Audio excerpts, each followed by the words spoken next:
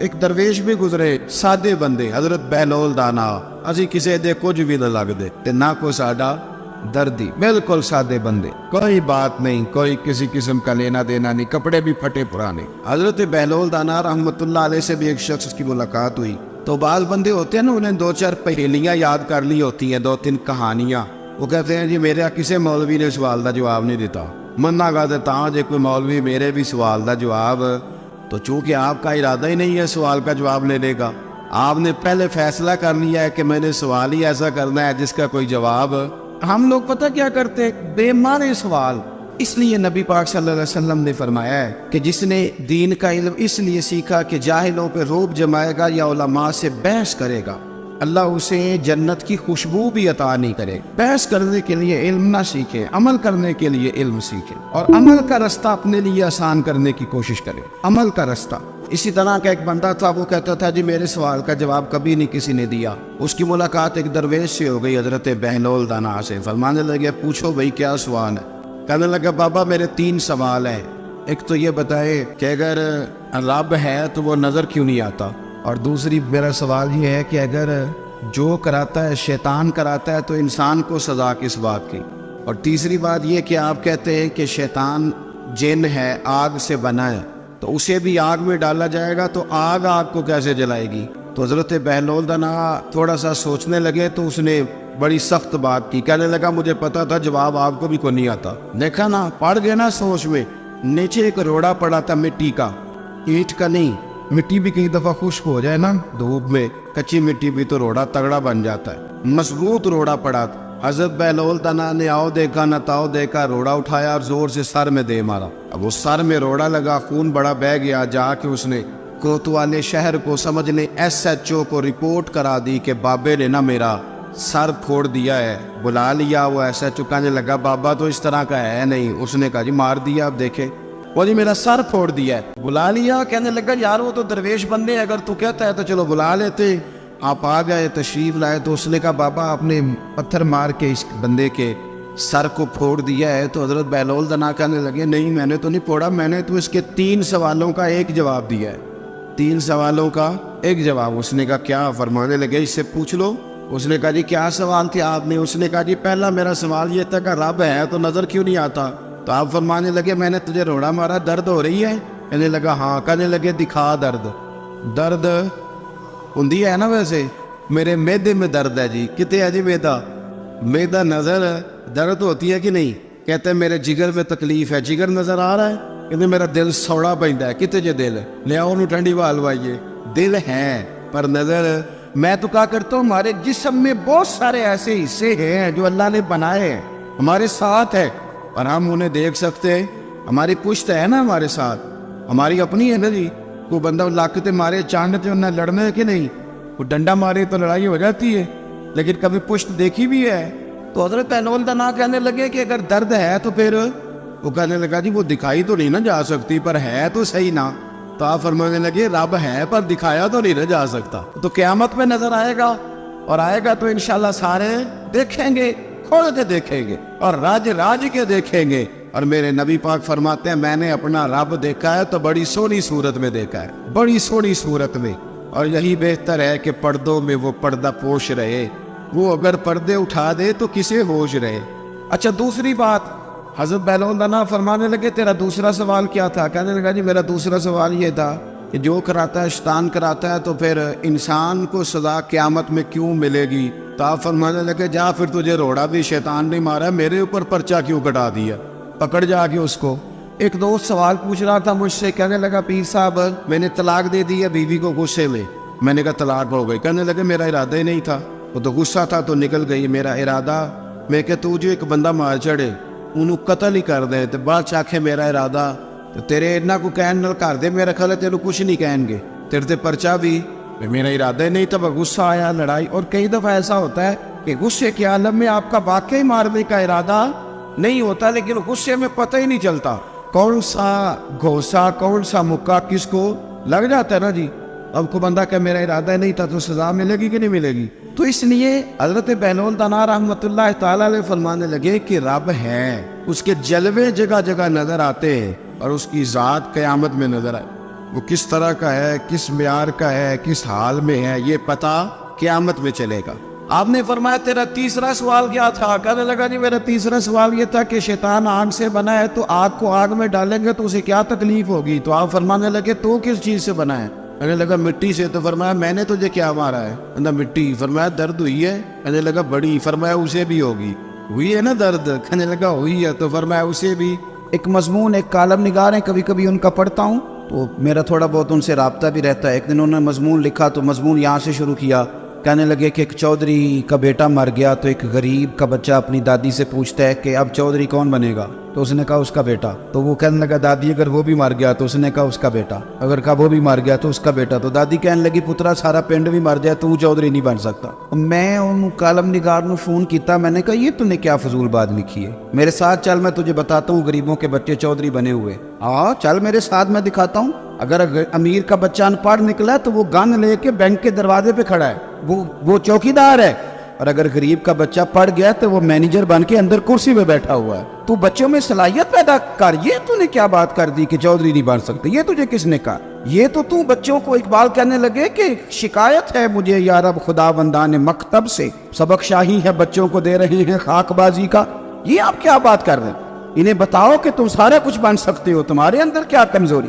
حضرت بہلول دانان اور رستے میں بیٹھے تھے تو ہارون رشید حج کر کے آ رہا تھا. تو رب کے بندے بھی رب کے بندے ہوتے ہیں, اسی کسی دے کچھ بھی نہیں لگتے تے نہ کوئی ساڈا دردی. آج صبح کچھ دوست مجھ سے ٹائم لینے آ گئے تو قاری صاحب گئے ہیں, میں نے مسجد بھی وہاں رکھی ہوئی ہے جہاں آگے بس پیلیاں ہیں, سادہ سا کام رکھا ہے, چھوٹا سا نظام رکھا ہے. تو میں نے کہنے لگے جلسے دے پیسے کنے لیندے ہو؟ میں کہ ساڈی مسجد مدرسہ تے ساڈا اولیاء ویکھ کے تانوں لگدا ہے اسی پیسے لیندے ہوواں گے؟ کرما لیا پیسے لیندے ہوندے تے کدھر ڈیفینس وچ ہوندے. یہ آپ ہماری بات کو سمجھ. سانو تخت دارے دی لوڑ کی ہے, نالے کی لگے شہر ببول دے نال. اور سجنا اسی اپنی بال کے سیکنے آ, ہاتھ نہیں پھیلاتے کسی کے آگے. تو غلط جگہ پہ آیا, اسی اپنی بال کے سیکنے آ. ہم بڑے پکے لوگ, پکے. میری بات پہ توجہ کرے کہ عرض کر رہا ہوں, اللہ آپ کو جزائے خیر دے. غور فرمائیں. دیکھیں نا میرے لیے بڑا مشکل ہو جائے, میری بڑی تکلیف ہے, میرے یہ ٹانگوں میں زخم ہے, میں چل ہی نہ سکوں. اور اگر بندے نے پیسے طے کیے ہوں تو پھر تو وہ ٹینشن میں رہتا ہے, وہ تو بڑا پریشان رہتا ہے کہ دیہڑی تھوڑی لگی. پھر وہ ڈھونڈتا ہے کہ کوئی دیگر تو بعد بھی مل جانا نا فیصل آباد تے 10 بھی رلدا. لیکن اگر آپ کا ارادہ ہو نا, اور یار سون تو معمولی آدمی نہیں, تو مدینے والے محبوب کے دین کا نمائندہ بنا ہوا ہے. تو پھر جو چسکا ہے نا وہ بھی بڑا ہی شاندار ہے. پھر وہ خواجہ صاحب کہتے ہیں کوٹ مٹھن سے کہ میں اپنی حیاتی تو قربان تھی ماں, اور دیکھو میری محمد تقیندے گزر گئی. دیکھو میں کتنا خوش بخت ہوں. اور بریلی کے امام فرمانے لگے فرشتے بھی کرتے ہیں تعظیم میری, فدا ہو کہ ان پر یہ عزت ملی ہے. سنیں اور یاد رکھ. حضرت بہلول دانا بیٹھے تھے تو ہارون رشید گزر رہا تھا گھوڑے پہ, حج کر کے آ رہا تھا. تو بڑے اس کے نعرے لگ رہے تھے, تو بابا کونے میں بیٹھا ہے, بڑے نعرے پیچھے ہٹ جاؤ, پیچھے ہٹ جاؤ, پیچھے ہٹ جاؤ. اور ہمارے اہل سنت میں تو جس دن آپ نے کہہ دیا نا پیچھے ہٹ جاؤ, یہ دا مطلب ہے ان کسی نہیں ہٹنا. اگر آپ کہیں رستہ دے دو تو اس کا ترجمہ یہ ہے کہ اب کسی نے رستہ نہیں دینا. یہ مزاج ہے. یعنی کوئی بندہ ویسے, ہمارے یہاں ایک پل بنا شہر میں نیا, تو ایک دن وہاں رش بڑا تھا, تو میں نے ایک دوست سے کہا کہ پتہ نہیں تھے بندے کیوں کھڑے ہوئے, تو وہ کہتا ہے ایک ویسے کھلوتا ہونا ہے, باقی پھر ٹور کے ہونے پتہ کرو کیوں کھلوتا ہے. یہ مزاج ہے, اس مزاج کو بدلیں, تھوڑی تحقیق بنائیں اپنے ذہن میں. جس طرح سے قومیں کمزور ہو جاتی ہیں, آپ قومی ذہن بنائیں, وقت کو ضائع نہیں کریں.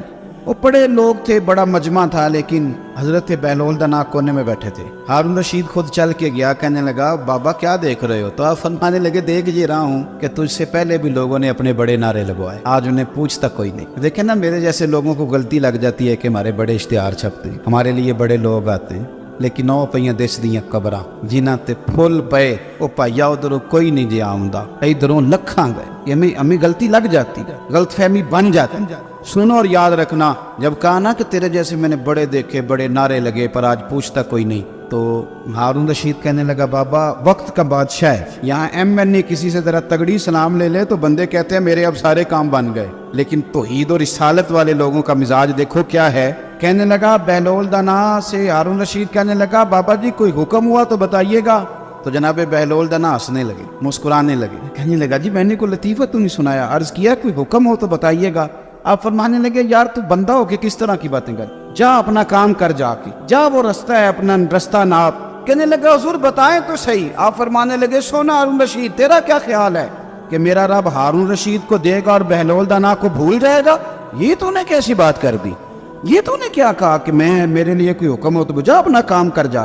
یہی حال جو میرے محبوب کے ماننے والے ان کا ہے۔ دیکھو میں اپنے مدرسے کی طالب علموں سے کہتا رہتا ہوں، لوگوں کے سامنے ہاتھ پھیلاؤ گے تو تمہاری بھوک بڑھے گی۔ لالچی آدمی جو ہوتا ہے اس کی بھوک روز بڑھتی ہے۔ یہ نفس کی بھوک ہے نا، یہ جن لوگوں کو اچھا کھانے کی طلب لگ جاتی ہے نا، صبح کے ٹائم پائے سے ناشتہ کر کے نا تو ان کا ارادہ ہوتا ہے کہ آج شام کو میں نے برگر کھانا۔ یہ طلب ہے، نفس بچہ ہے، جتنی بڑھائیں گے نا یہ بڑھ جائے۔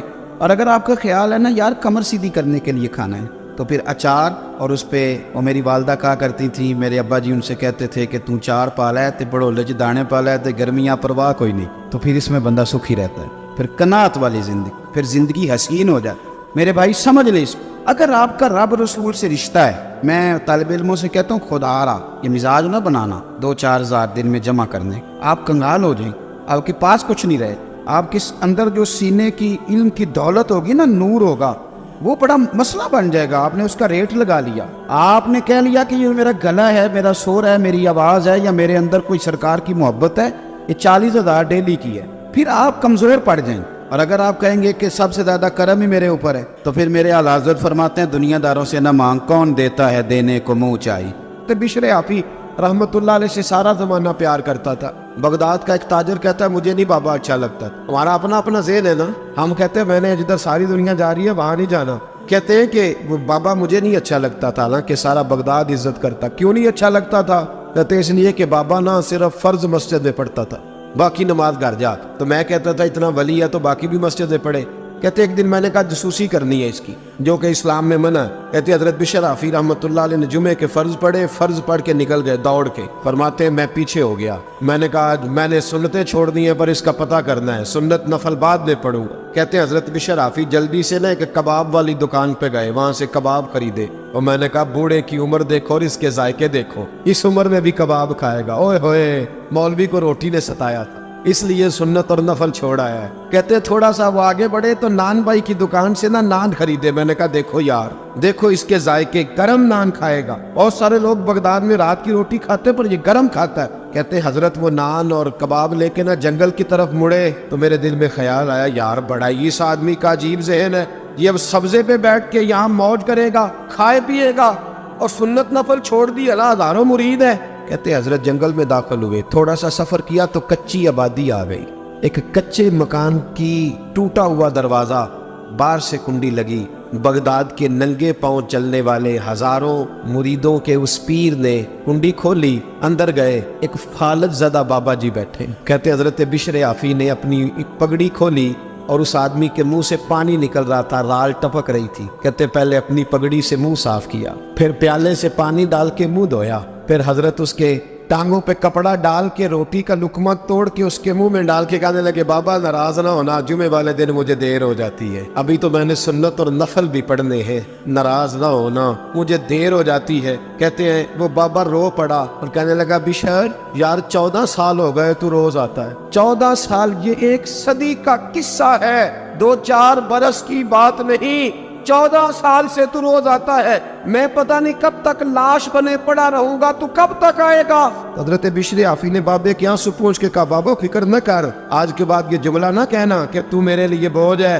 فرمایا لوگ سمجھتے ہیں کہ میں نے عبادت کر کے مقام پایا ہے، لوگ سمجھتے ہیں میں نوافل زیادہ پڑھتا ہوں، دنیا جانتی ہے کہ میری رات کی تسبیح زیادہ مضبوط ہے، اور میں ان میں سے کوئی بات بھی نہیں، میں تو تیری نوکری کرتا ہوں تو اللہ نے میری عزتوں میں اضافہ فرما دیا ہے۔ سوچ ہی صاف نہیں، نظریہ ہی ٹھیک نہیں، فکر ہی ٹھیک نہیں۔ اسلام نظریے کا مذہب ہے، سوچ کا۔ مسند امام احمد بن حنبل کی حدیث سنی، جب انسان نے روزہ رکھا ہوتا ہے نا تو روح ویسے ہی پاک ہوتی ہے اس کی۔ میں نے یہ سوچا کہ کچھ باتیں ایسی کی جائیں جس سے تھوڑی سی سوچیں بھی تبدیل ہو، کچھ سوچوں کا وضو، سوچوں کا غسل، افکار و نظریات کی بھی بات ہو۔ ہم سمجھتے ہیں کہ شاید کثرت عبادت اصل ہے۔ اقبال کہتے ہیں یہ ذکر نیم شبی، یہ مراقبے، یہ سرور، تیری خودی کے اگر نگہبان نہیں تو پھر کچھ بھی نہیں، تیری خودی کے اگر، اور پھر عام چیز نہیں کہا یہ ذکر نیم شبی، سویرے سحری کا ذکر، یہ مراقبہ، یہ جو تو گھنٹوں اللہ کی یاد میں بیٹھا رہتا ہے، یہ سرور،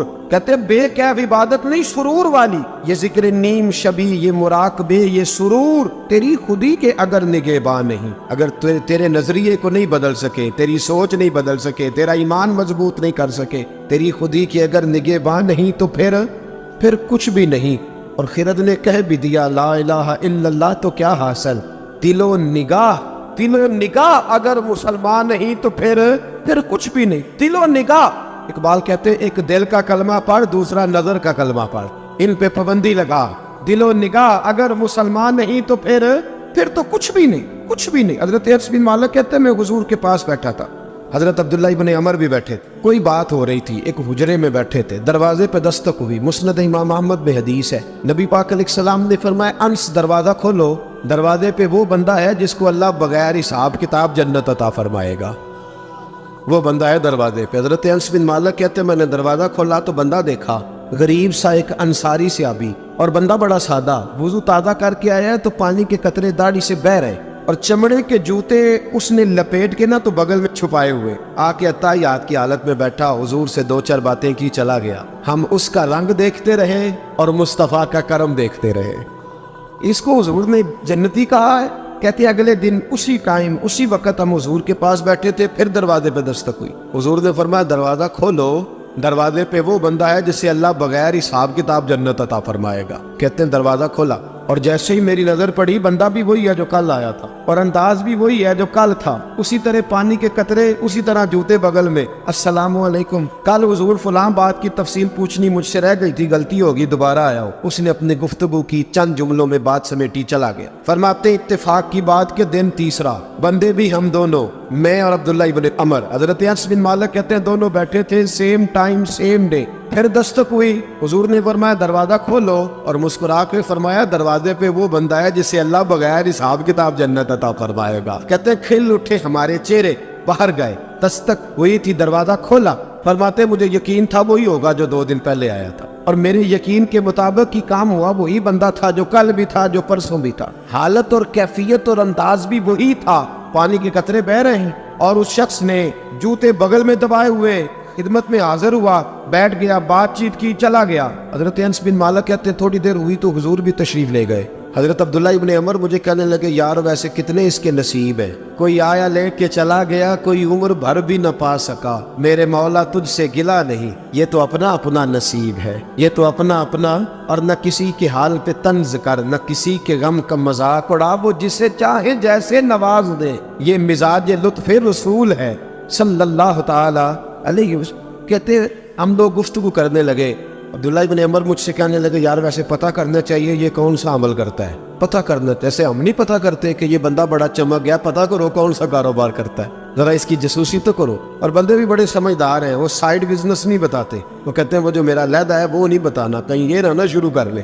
حالانکہ انسان کے پاس جو خوبی، جو اللہ نے اسے دولت دینی ہوتی ہے، وہ اپنا اپنا نصیب ہوتا ہے، وہ گھر میں بیٹھے بھی اللہ عطا کر دے۔ وہ کہتے ہیں کہ پتہ کرو کیا عمل کرتا ہے، تو حضرت عبداللہ ابن عمر کہتے ہیں میں اس کے پیچھے ہو گیا، اس سے سلام لی، تو میں نے کہا مجھے 2-3 دن کے لیے مہمان بنا لو گے؟ مان نہ مان، میں تیرا مہمان، 2-3 دن کے لیے مہمان بنا لو گے؟ تو کہتے ہیں مجھ سے کہنے لگا کوئی گھر میں جھگڑا ہو گیا ہے، کیونکہ پڑوس میں تو تمہارا قریب ہی تو تمہارا گھر ہے، میرے مہمان بننے کو کچھ جھگڑا ہے؟ تو میں نے کہا چلو ایسے ہی سمجھ لو، پر مجھے مہمان بنا لو۔ کہتے ہیں میں 3 دن اور 3 راتیں اس شخص کے ساتھ رہا، وہ کتنا صدقہ کرتا ہے میں نوٹ کرتا رہا، نماز کتنی پڑھتا ہے، اس کا کیا، میں چاہتا تھا کہ وہ عمل مجھے ملے جس کی برکت سے مصطفیٰ نے اسے 3 مرتبہ جنتی فرمایا ہے، تاکہ وہ کیفیات مجھے بھی ملے۔